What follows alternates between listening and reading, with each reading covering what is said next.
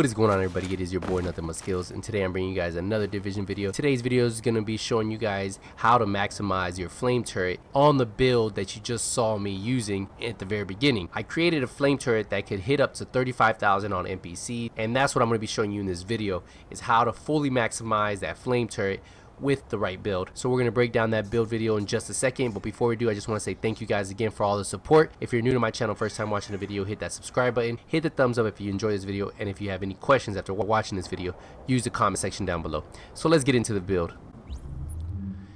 So the first thing you're going to notice is my primary firepower is 2,900. That's firepower of 312,000. My toughness is 313,000. That's stamina of 2,900. And my skill power is 377,000. That's electronics of 9,700. You're going to see that I'm running a 5-piece Firecrest, and I'll show you guys which backpack I have. And this backpack helps you increase the damage on that flame turret. So if we go into the chest piece, you're going to see it's rolled electronics.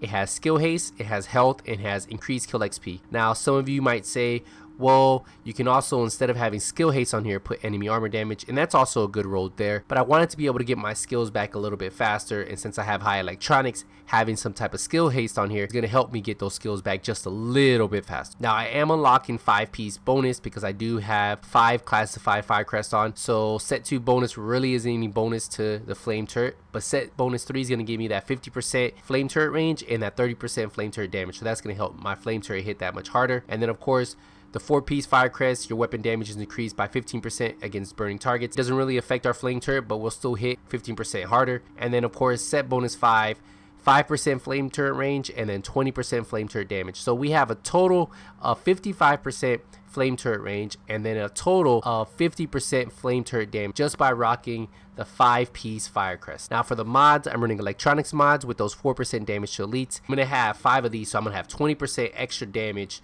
against those elite and named enemies, and that works with my flame turret. So does enemy armor damage. For the mask, it's rolled electronics. The major attribute is skill power, and the minor attribute is 12% damage to elites.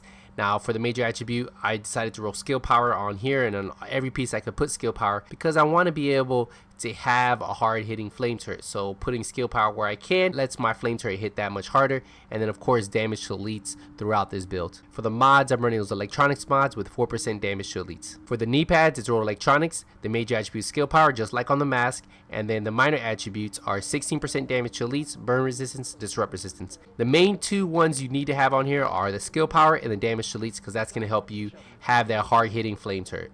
For the mods, I'm running those electronics mods with 4% damage to elites, and then you want to have those 4% turret damage performance mods. So you want to stack 4 of these on your build, and that's an additional 16% turret damage you get on this build. So you can see we're starting to add a lot of flame turret damage throughout this whole build.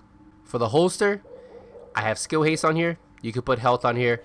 I like to have skill haste. Like I said, I have high electronics. I can have a little bit of skill haste on the chest, on the holster, and then on the gloves, and that's going to make my skills come back that much quicker. For the mods, I'm running those performance mods with 4% turret damage because our goal is to hit as hard as we can with this flame turret. For the gloves, it's rolled electronics. I have assault rifle damage, 8% enemy armor damage, and 7% skill haste. Now that extra 8% enemy armor damage is going to let that flame turret hit that much harder. The assault rifle damage on here is because I'm going to be using an urban MDR, and then I'll explain why it works so well with the flame turret. And then that skill haste, like I said, to get my skills that much faster. For the backpack, now this is the one piece that I switched out. Instead of running a 6-piece Firecrest, I'm running a 5-piece with the inventive backpack, and the reason why is because inventive increased skill power by 15% when at full health. So anytime I'm at full health and I throw out my flame turret, it's going to have that increased 15% damage. Now if I'm under full health and I throw out the flame turret, it's not going to get that increase. But as long as the flame turret is out, say I throw out the flame turret and I go under max health, the flame turret is still going to have that increased 15% no matter what your health is. It matters when you throw the flame turret. So if you're at full health when you throw the flame turret, it'll get that increased skill power by 15%. The major attributes are skill power, and the minor attributes are 50% ammo capacity. For the mods, I'm running those electronics mods with 4% damage to elites, and then I'm running those performance mods with 4% turret damage because I want that extra 16% total turret damage by having 4 of these stacked on this build. Now a lot of you guys been saying, well, why don't you run the 6-piece Firecrest? So the 6-piece Firecrest Doesn't really give you a bonus damage on your flame turret. What it does is bullets have 2% chance to catch any enemy on fire, which is cool, right? Burning targets can now cause an explosion when killed. NPCs set on fire by your flame turret will burn 25% longer for every 2,000 electronics. So that's pretty cool right there. Like, they do burn a lot longer, but I want my flame turret to hit a little bit harder, so that's why I'm going with the inventive backpack for that increased skill power by 15% while at full health. Now for the guns, I love pairing any Firecrest build up, whether you're running a 6-piece, a 5-piece, with the Urban MDR because of the special talent that the Urban MDR has, and we'll see that in a second. This one has 20% enemy armor damage, it's not fully optimized, 40,000 base damage. Talents I'm running on here is also what helps my flame turret hit that much harder. I'm running Talented. Killing a target with this weapon increases skill power by 15% for 20 seconds.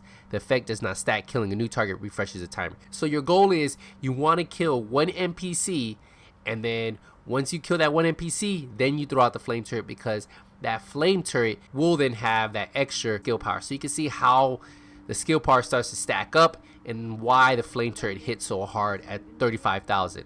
I run Competent on here so I can hit a little bit harder with this gun. Weapon damage is increased by 10% for 15 seconds after using a skill. And then Distracted is what I was telling you guys about the Urban MDR. Your damage is increased by 18% against targets with status effects. So that's why having this with the flame turret works really well, and you're going to hit that much harder. The mods I'm running are a C79 scope that's going to give me 18% critical damage, 5.5 headshot damage, 2.5 critical chance. Omega rifle suppressor with 18% headshot damage, 4% critical hit damage, 2.5 critical chance. A small grip with 19% critical damage, 2% accuracy, 2.5 stability. And then an extended magazine with magazine size, critical chance, and critical hit damage. For my secondary, I'm running a house with almost the same exact talents. It has 23% critical chance. Base damage is 13.9k. I'm running Talented on here. Killing a target with this weapon increases your skill power by 15% for 20 seconds, just like I have on my Urban MDR. I'm running Competent, the same talent I have on my Urban MDR. Get that extra 10% damage every 15 seconds after I'm using a skill. And then, of course, the special talent that's on the house, the card counter. The way I have the house modded is I'm running a C79 scope with critical hit damage, critical hit chance, optimal range, a tyrant suppressor with critical hit chance, headshot damage, critical hit damage, a small grip with 19% critical damage, 5% reload speed, 2% accuracy, and an extended magazine with magazine size, critical chance, and rate of fire. So for the skills, obviously this is what helps this build out. Your flame turret, you can see my base damage right here on my flame turret is only 20,000. Now you're probably wondering, well then how are you hitting 35,000? Well, that's because of the damage to elites, and that's by getting Talented proc, and that's also by having the inventive backpack. So the base damage on my flame turret is only 20,000, but it hits up to 35,000 just like you saw in the video. This is going to come back every 30 seconds, and you can see the lifetime is 45 seconds, so I should always have my flame turret up with this build. And then I love using Overdose since I don't have a lot of stamina stacked on this build, and I get this back every 26 seconds. It's going to heal me from my last segment of health all the way to our overheal at 339,000 heal points. So that's why having an Overdose with this build keeps me up. And then of course with this build I run Recovery Link. Now the talents are something you guys want to do with this build. Critical save, use a medkit during low health to increase damage resistance by 20% for 10 seconds. Now this talent, it's really up to you. Strike back, reach low health to reduce active skill cooldowns by 20%. Since I do have skill haste on this build, then I get my skills back pretty quick. I could probably swap this out. If I'm running in a group, I can run triage, heal an ally with skill to reduce skill cooldowns by 15%, and that might be a little bit better.